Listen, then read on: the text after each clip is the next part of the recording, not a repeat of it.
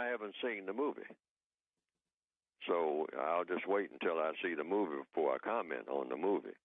But I do know a little bit from what I've read and been taught about slavery, and that was just what you call formal chattel slavery. But I have put in my word guide that slavery is nothing but mistreatment, and you don't know what to do about it. And so therefore, within that frame of reference, with that type of compensatory definition, we're still slaves. Anybody on the planet right this minute who's being mistreated, and that person who is being mistreated does not know what to do about the mistreatment, is a slave.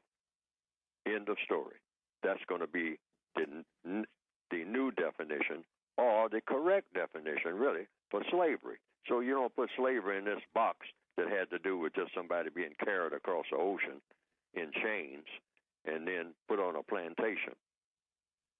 Because like Floyd McKissick of Congress of Racial Equality back in the 1960s, he was talking about slavery once, and he said the slaves weren't freed, they were fired. And so that's another perspective on slavery. The slaves weren't freed, they were fired.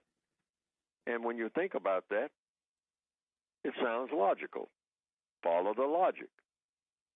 I mean, when you're freed, you're given something. In other words, you are able to sustain yourself now, where you wasn't able to do it before.